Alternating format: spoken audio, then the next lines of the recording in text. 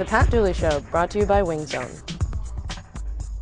Welcome back to another episode of The Pat Dooley Show, episode 5. We took last weekend off.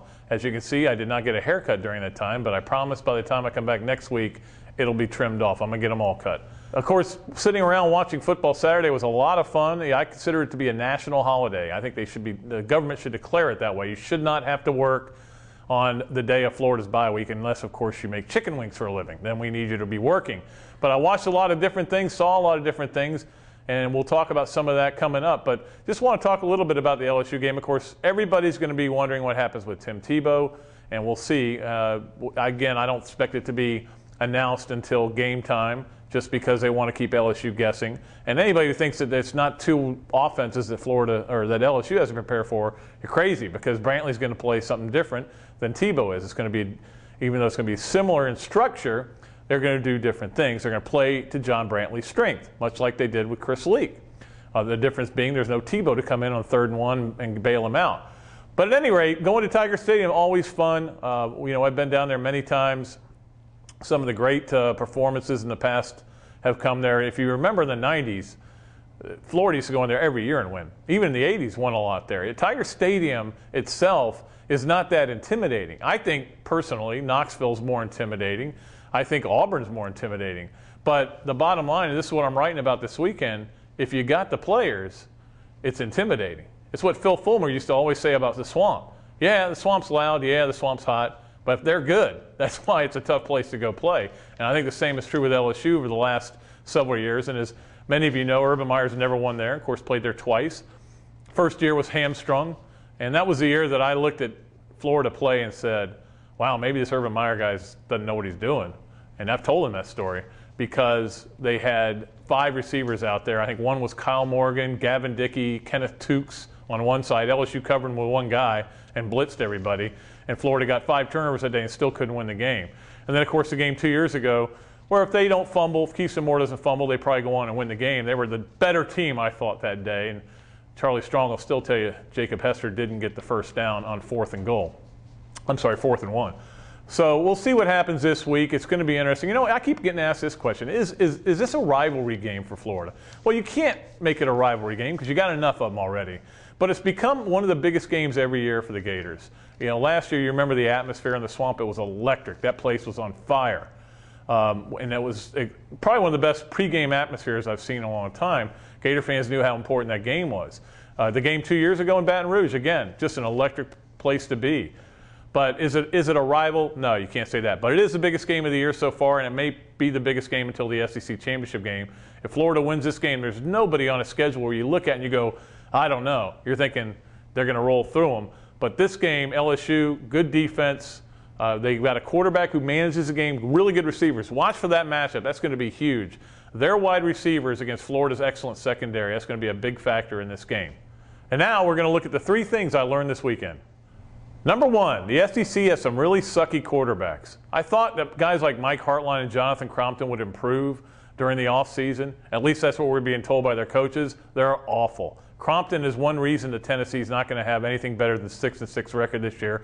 And Hartline, while facing 2 really good defenses in Alabama and Florida the last 2 weeks, really just makes those throws across the body right to a linebacker. He's not very good. And when you look at the SEC, Jevin Snead's really struggling. Who are the great quarterbacks this league? Well, we know the guy that wears 15 is pretty good.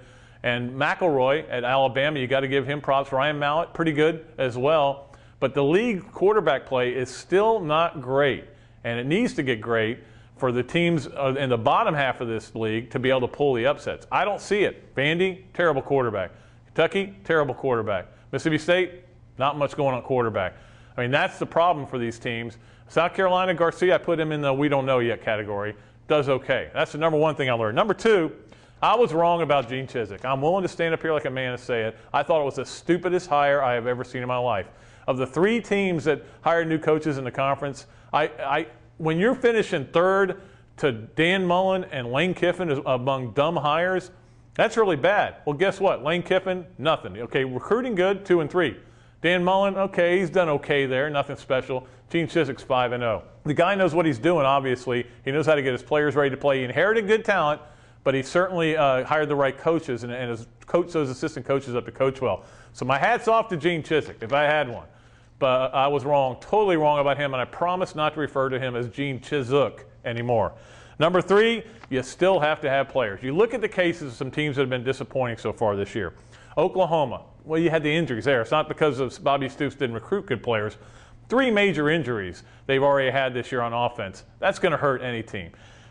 Tennessee, for all the boisterous talk of Lane Kiffin, they're not very talented. I'm sure when he brings in another good class, they're going to get there. It's going to take a while for Tennessee. Vol fans, I think, understand that. But around the country, people are going, why does Tennessee stink? Well, they weren't good before. Phil Fulmer's to blame for this season, not Lane Kiffin. And Florida State, they can talk all they want about how the recruiting's improved, the rivals, and none of the services say it has. And now you're seeing it again. They're not good because they don't have players. Coaches matter, but it's still about the players more than anything else. All right, that's going to do it for 3 things. We're going to come back in just a minute. You know him, you love him. James Bates is going to join us here in the studio to talk a little football. All right, welcome back to the Pat Dooley Show, episode 5, and we're joined by my good buddy James Bates. You know him well from, of course, all his years as a Florida linebacker, all his years on the James Bates Show on Cox Cable. It was like a Wayne's World. It was Wayne's World, and you hooked me up so many times, so it's the least I could do. Anytime you need me, I'm here, Pat. Well, you had the Wayne's World couch going.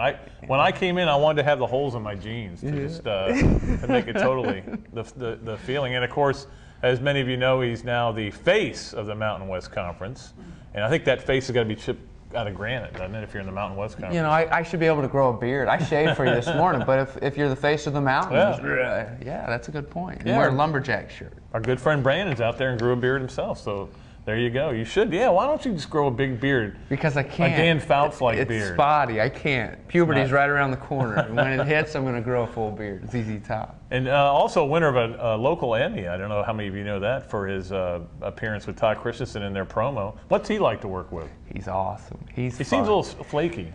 No, definitely not flaky. He's different. Yeah. He's very different. You know, we all are, but he's a great kind of different. He's been so good to me.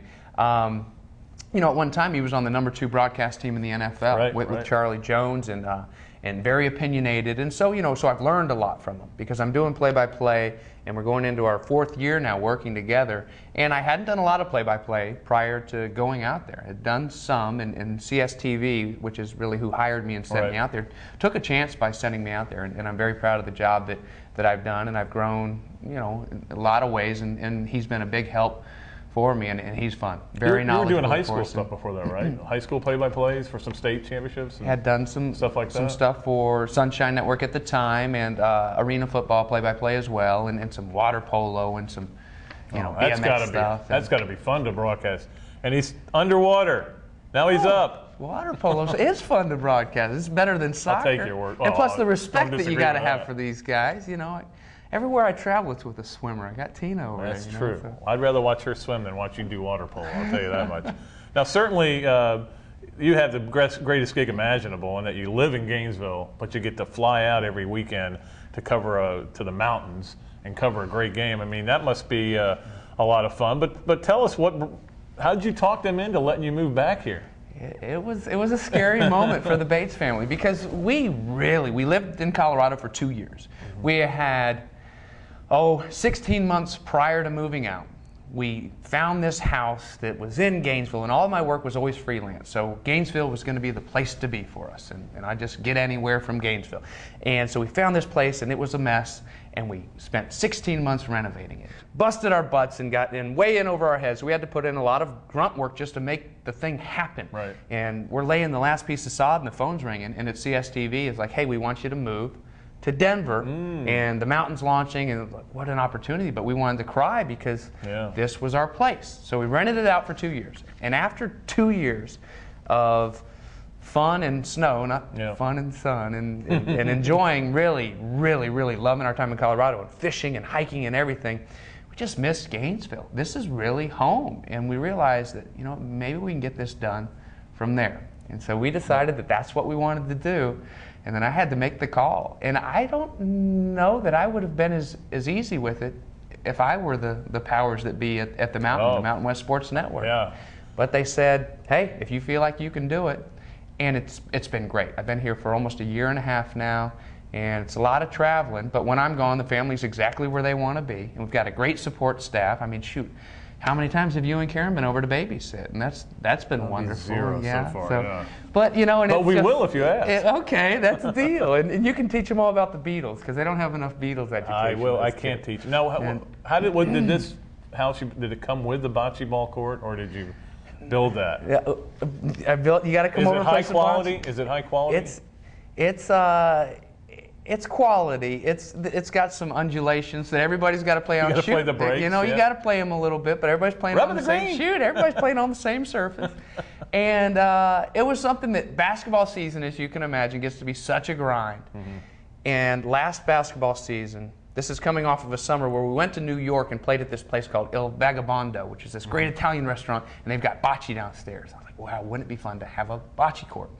Well, basketball season hit last year, and it was just grinding. And I was just so tired of talking and smiling, and I would see guys working on the side of the road. I was like, I want to just dig holes and chop wood. I wanted just for like a week. Well, a week turned into 2.5 weeks, and we busted pipes with bringing in dirt and everything, but it was a mess. But we've got this great bocce court, and we have so much fun. Tim Walton's a regular over there. Yeah. He dang won our first tournament at the bocce court, and we got a bocce tree of champions.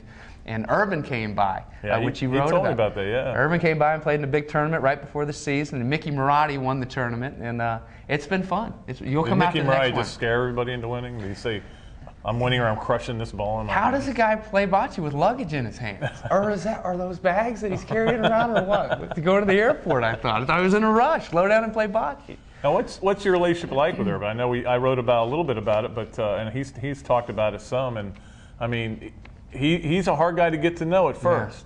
But once you get to know him, he's pretty loyal to his friends. Well, you know, I didn't know him from Adam, and one day I get a Facebook friend request that says Urban Meyer, and I just said, this looks like an interesting fellow. I'm not buying that. LOL, LMAO, LMAO. Like, hey, I like this guy. I like the way he does his emoticons. He does great emoticons. And we just kind of got to know each other early on, and we've got sons that are the same age, and he's been a great friend. He really has been a really good friend, and I feel silly talking about him as a friend because he's Urban Meyer, and I go out to the Mountain West Conference and shoot the Utah people. They still look, gosh, Urban, and so I'm kind of careful. But he's a really good friend that I would talk about just like that, and he's so good to the girls, the Bates girls, and to my wife, and he's just I really enjoy being around him, and I enjoy. The friendship aside, I appreciate what he has done for this program, and just right? takes care of those kids. No, well, not just the wins. Yeah. And there were some troubles off the field this summer, as we all know, but that kills him more than anything because he truly is turning those kids into good young men. I mean, that's very important to him. I do believe that. One last thing before we let James go for now, we'll bring him back for our segment of either or. James, the concussions are the topic, and I know that there's a lot of people who thought you had a concussion in the national championship game. It actually was low blood sugar, but you have had a couple in your career. And just tell us what that's like in the days after. Huh? James? Yeah. Are you still having lingering effects? Is that what I'm hurting for Timmy, for all these kids that are dealing with this, all these players that are dealing with this, and especially, I mean, I obviously never took a shot like Tebow did last week, but it is something that, and it is, I joke, but it is something that sometimes, maybe a little bit slow from some of those hits, but at the same time, are these new helmets that are so different? They're new helmets, yeah. They're all these concussions, and how many helmets do you see flying off a game? I know, and I think that's the guy's not strapping the second one on. The way they're built now, you have to strap them both on. Nobody wants to strap that second one on. Yeah. So you see a lot of them flowing around. But maybe it's a helmet issue. So I don't know. We could have Scoop here. Yeah, we could. Scoop on the Pat Dooley Show. All right. Well, if James can keep his wits about him, we're going to come back a little bit later in the show with either or, and he's going to answer some important questions. Now. What? Right now or later? Either now. Okay. Or we can either do it right now if you wanted to. I think actually next is up is the list, or now. Isn't it? We'll do it later. The list is up next. Yeah. Or now or later. either. Or what? We'll be right back. Or we'll just do what you want to do. All right, now it's time for another list, and we're going to rank the SEC cities, excluding Gainesville. I live in Gainesville. I don't think it's right to rank Gainesville, but the city of Gainesville will be number one in my vote. That's why I live here. But this isn't based so much on stadium or game atmosphere. It's just the city. Friday nights, let's put it that way, Friday nights in the city. Number 5 is Baton Rouge. Baton Rouge has got great places to eat, as you might imagine. Not only the Cajun places, but there's a TJ Ribs is unbelievable there. And you know, somebody asked me once, they go, what are you saying, that you rank cities based on how they, the restaurants and bars? And I'm like, yeah. What else do you rank them on? Well, the parks? Okay. That's not me, all right? Number 4, Oxford, Mississippi. And I will confess this, I've never really spent much time in Oxford proper, but the Grove gets them on this list. The Grove is amazing. If you've never been there, just imagine 20,000 of your favorite friends in a field with tents and TVs up. It's a beautiful thing. I'd like to go to Oxford and spend a little time there, but we always stay in Memphis. But I'll still put Oxford number 4. Number 3 is Nashville. And, of course, Vanderbilt's a very small part of Nashville, as you know. But what a great town there. I love the Strip right down the middle of it, where you have all these restaurants and places to go. And it's a lot of cultural stuff there as well, for those of you who like that. And you can get out of your hotel, take a walk, go around the big stadium where the Titans play. It's just a nice place. I like Nashville. I always look forward to going there. And the number 2 city on the list is Knoxville, Tennessee. You got to give it to Knoxville just because of the great river that flows up there. All those people coming as the Vol Navy approaches, and then Calhoun's is right there. They put a couple other places next to it. And downtown Knoxville, which we hardly ever see, is really something special. I've been there many times.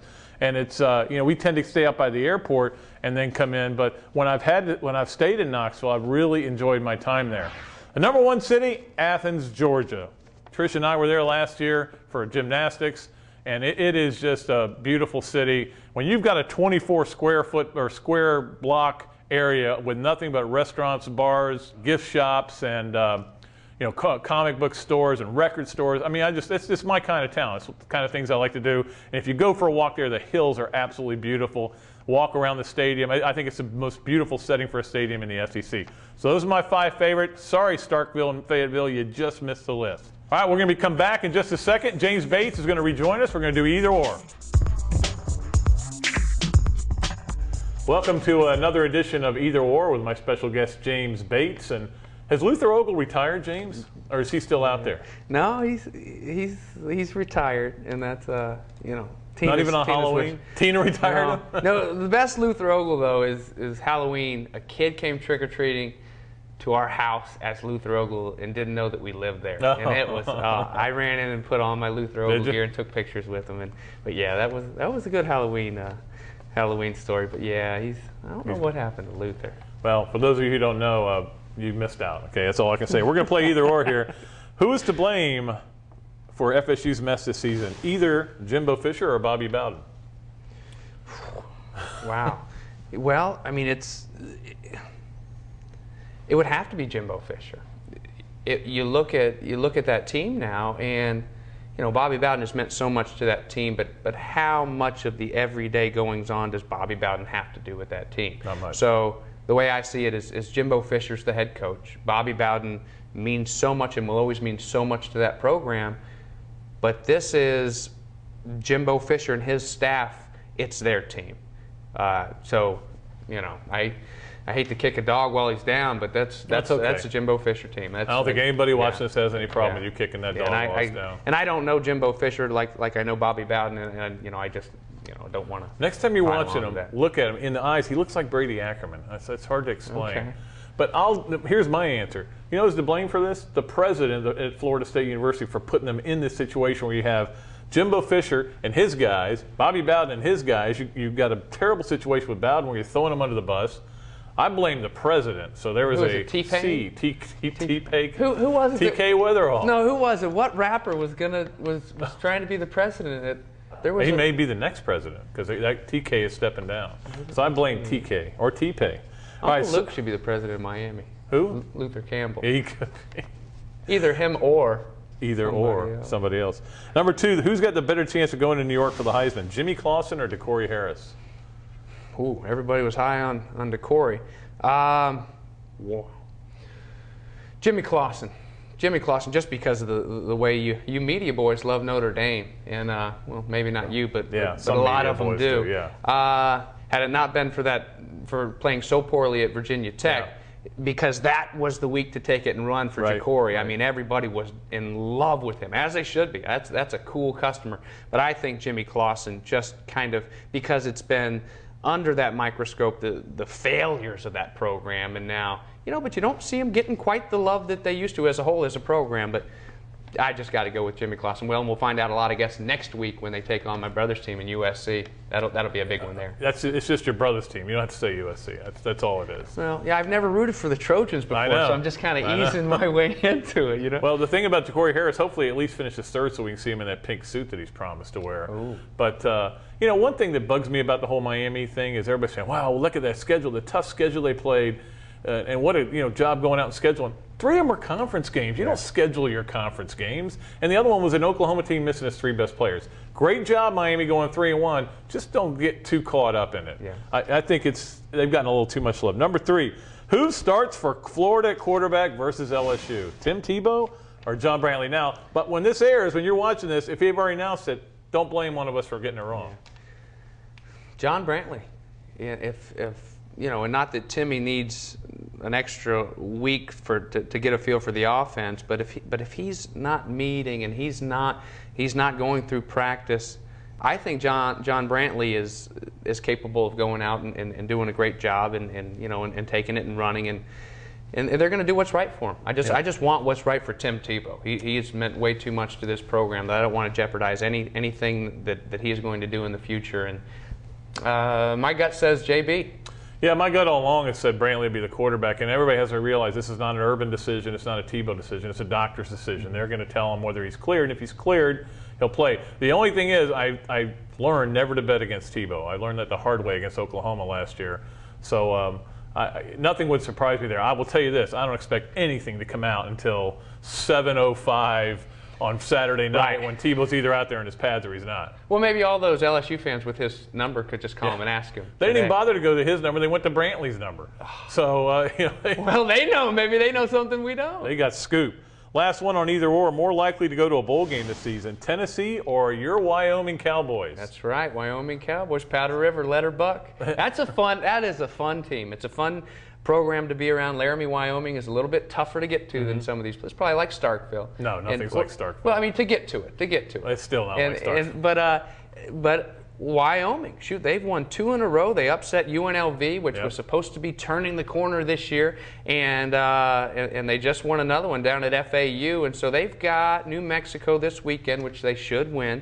2 first-year head coaches out there, Mike Loxley, who has had a tough start there, former Florida coach, yes, and so absolutely going to go with Wyoming. I really enjoy going up there. You ever heard the beer song that they sing out there? In heaven there is no beer. Say, no beer, no beer. That's why we drink it here, right here. Right here. When we're gone from here, all our friends will be drinking all our beer. All our beer. It's fun. We all kinds of fun stuff. Obviously, I didn't let you know. This wasn't as good as Drew Copeland singing the other day. Bad. Yeah, it was. Here's a quick story about Starkville. We get there to fly out 6 o'clock in the morning. I'm at the front desk. They have a walkie-talkie next to it, and the woman's talking to me. She goes, yes, well, here you're on this seat. And all of a sudden I hear the guy on the thing go, this plane's broke. Oh. I'm like, oh, I guess we won't be flying out right now, will we? She goes, it's canceled. Okay. Starkville, my favorite place. All right, that's going to do it for this episode of Either Or. I want to thank James Bates and his lovely wife, Tina, over here for coming in and participating in the 5th Pat Dooley Show. Thanks, my man. We should have had her hold the card that says Either Or. She could have done that, yeah. Could have walked around. And now let's see what's in Dr. Football's email bag. All right, hope everybody enjoyed the 5th Pat Dooley Show, but before we go, we have to get a question from Dr. Football's email bag. All right, Jimmy wants to know. He calls me Dr. Do. You don't know me well enough to call me Dr. Do. Once last week against Kentucky, Florida lined up in the power I with Tebow behind center, a fullback, and one of our scat backs a tailback. And what happens? Some guy does a jitterbug move and gets nailed. My question is, why don't we use a power runner like Moody when we're in there like that and stick it in there behind the fullback, move the chains, and then give it to the scat backs afterwards? What is your obsession with Emmanuel Moody? Everybody is that way. I get more questions about Emmanuel Moody than any player on the team, except, of course, this week with Tebow. But, the bottom line is let the coaches do what they think works. Emmanuel Moody's good. He's a very strong running back, but those guys can break tackles as well. Not only that, but we don't know what's happening in practice. Maybe Moody has fumble problems in practice the way he has in games. But the bottom line is you're leading the league in rushing, leading the SEC in scoring, leading the country, I believe, in total offense, and you're number 1 in the country. You're undefeated. Let the coaches coach. Don't worry about Emmanuel Moody. He'll get his chances. All right, that's going to do it for the 5th Pat Dooley Show. I want to thank everybody for clicking us on. Until next time, Pat Dooley saying so long from the Sunshine State.